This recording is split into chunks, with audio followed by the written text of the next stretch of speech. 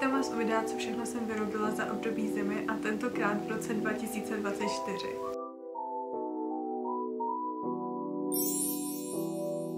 Už je crazy, že už je to vlastně rok, co už takovýhle videa točím. Začnu tímhle svetrem, protože se ho pak chci oblíct na sebe. Tuhle zimu měli všichni nějaký pruhovaný svetr. Já jsem ho dodělala tady někdy koncem února, takže jsem ho měla jednou na sobě. Nechtěla jsem být úplně basic, takže není bílo-černý, ale je bílo tmavě. Takový trochu kroplej, ale když si vezmu kalhoty s vysokým pasem, tak je to v pohodě i na zimu. Je takový, má balónovitý tvar, což byl trochu problém u těch rukávů, kdy jsem to dělala jakože docela freestylem. Nejela jsem podle žádný šablony. Celkově ten svetr jsem dělala podle takového tutoriálu. Obdélníkový výstřih. Každopádně zbytek byl docela freestyle, protože oni to měli rovně a já jsem to chtěla takový jako bublinový.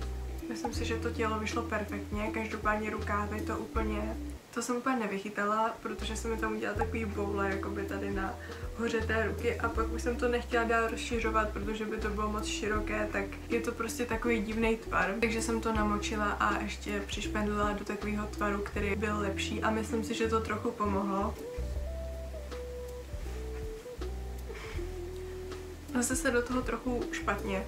Sice není moc vidět, ale aspoň to bude mít takový trošku zimní vibe, když už tady mám teda ty jarní tulipány a tady mám motýly. Když jsem si ho oblíkla, mi připomněla ještě říct, že jsem to dělala ze 100% akrylu, což není vůbec, nebo záleží, protože konkrétně tahle značka není vůbec příjemná jako na tělo. Já pod tím mám ještě tričko, takže to je v pohodě, ale třeba takhle na rukávech to trochu jako škrábe. Na druhou stranu bylo to levné. Asi jste si všimli, že jsou všude mašličky.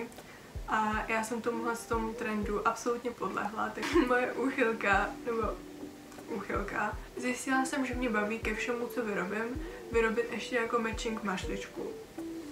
Tada! Měla být taková pruhovaná, každopádně to se moc nepovedlo. Taky měla být větší, což tady je jakoby druhá část, kterou jsem do toho nakonec nepoužila, protože tenhle tvar se mi prostě líbil víc. S tímhle nevím, co budu dělat. Napadlo mě akorát jako z toho udělat čelenku, což takhle s tím svetrem to už je asi trochu moc. Ale ta mašlička se mi k tomu teda líbí. Wait a minute. Udělala jsem si jenom tak narychlo takový culík, takže taky to tak vypadá, ale asi si tu mašličku teď na chvilku nechám. Na ten svetr je modrá příze vyšla akorát, což bylo fakt, že na poslední. Takhle mi té příze zbylo. S tím, že já už jsem měla v hlavě to, že si prostě chci udělat matching mašličku. Reálně dejte na cokoliv mašličku a já si to koupím. Takže jsem kvůli tomu objednávala ještě jednu tu modrou přízi, kterou samozřejmě na malou mašličku nepotřebujete všechno, takže teď mi zase zbyla. Nesnáším se, protože kupuju furt nový příze, i když mám prostě zbytky z nějakých projektů, který jsem prostě nevypotřebovala ještě a no to je jedno. Další věc je nedokončená, dám ji sem takhle doprostřed, protože je to další svetr. Já vím, ještě to nevypadá jako svetr, každopádně tohle bude tělo. Mám v plánu z toho udělat takový růžový off-shoulder svetr. Asi jste ho viděli na milionech lidí tuhle zimu, každopádně já si ho tuhle zimu nevemu, protože ho ještě nemám. Jinak k tomu si chci taky uháčkovat matching růžovou mašličku. Další tady mám tohle, což vám asi takhle nic neřekne, ani když vám to rozbalím.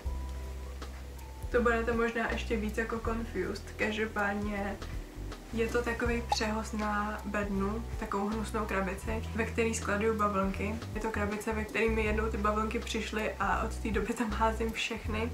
Je to úložné místo, který není moc hezký. Tak mě napadlo, že nebudu to vyhazovat, tu krabici, ale prostě uháčku si přesto takovou dečku, která to zakryje. Jako není to hnusné, ale ta vize v mojí hlavě byla hezčí. A ještě k tomu na tolik času to zabralo. Tipněte si schválně, kolik je tam těch granny squares nebo čtverečků prostě. Je to 131 čtverečků. Já jsem se jako počítala, kolik mi to tak nějak zabralo. Už si to nepamatuju, ale jeden čtvereček plus minus 8 minut. Jeden kytičkovaný čtvereček 12 minut. Těch kytičkovaných je tam 20. S tím, že tady ta práce ještě nekončila, že uháčkujete čtverečky. Pak jsem je všechny ještě umyla a přišpendila, aby měli všichni plus minus stejný tvar. Blocking, zase nepamatuju si, furt nevím, jak se tomu říká česky. Jsem každý ten jeden čtvereček takhle připevnila na každém rohu 4 špendlíkama.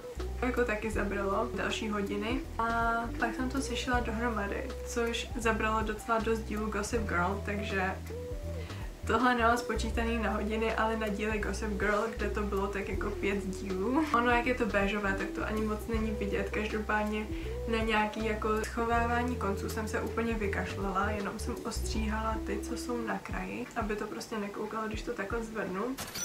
Kdybych věděla, kolik to bude práce, tak se do toho asi nepouštím, protože to šlo třeba udělat jeden obří čtverec na tu krabici, ale ne. Já si jich udělám 130 malých, 131 malých. Teď přejdu na šité věci. Začnu tady tou sukní. Basic saténová sukně, myslím, že se tomu říká bias skirt. Něco takového. Vlastně je to ze úplně stejné látky, je to z látky, která mi zbyla z mých maturitních šatů, který byly docela dost velký fail. Tohle už je tak 1000krát lepší. To je vidět ta guma, ale ono, když se to nosí, tak se to samo takhle převrátí dovnitř. Ona byla vlastně nejdřív bílá, ale pak jsem tam udělala díru, takže jsem to musela přešít.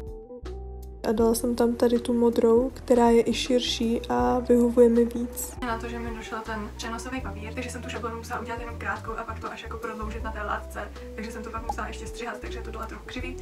Tak až na to je to dobrý. Ale úplně skvělá je tady ta mašlička, která je zase matching. Z úplně té stejné látky. Zase jsem si udělala nějaký náčrt. Tohle to jsem dělala speciálně na maturák roku, takže to byl můj fit. Ještě jsem k tomu měla takový tmavý modrý tank top. Musím říct, že ten fit byl podle mě fakt jako hezký, protože tam byla mašlička. Teď tady mám kategorii věcí Vánoce, neboli dárky, co jsem já vyráběla pro ostatní na Vánoce. Tyhle ty Vánoce jsem skoro všem dala něco handmade, takže když je ta věc nějak speciálně pro vás, tak mi přijde, že je to fakt jako lepší. Tak jako snad se jim to líbilo, no. Dárek pro bráchu byl motýlek, protože měl ples a neměl motýlka, takže já mu nějakýho ušiju. I když jsem to nikdy v životě nedělala, tak jo. Zase jsem to dělala podle nějakého YouTube tutoriálu. Já jsem si prostě udělala nějakou šablonu a na to, že jsem to začala dělat den před Vánocema a dodělávala jsem to v den těch Vánoc, 24., tak dopadlo to docela dobře. Ale jinak je to prostě obyčejný černý motýlek. Ty věci tady teď u sebe nemám, protože logicky jsou to dárky, takže mají u sebe ty lidi. Ale vždycky jsem se to nějak vyfotila, takže tady budete mít fotky. Ostatní lidi dostali něco háčkovaného. Asi začnu tím největším a nejtěžším z těchto dárků. Byla to háčkovaná postavička Lokiho. Toho bych nikdy v životě nevymyslela, takže jsem si speciálně na to koupila pattern na Etsy. Upřímně, jak jsem to dělala v tom prosinci, tak už si toho moc nepamatuju, ale myslím, že jediný, co vím, že jsem měla problém s jeho vlasama, protože má dlouhé vlasy a oni se mi jakoby kroutili.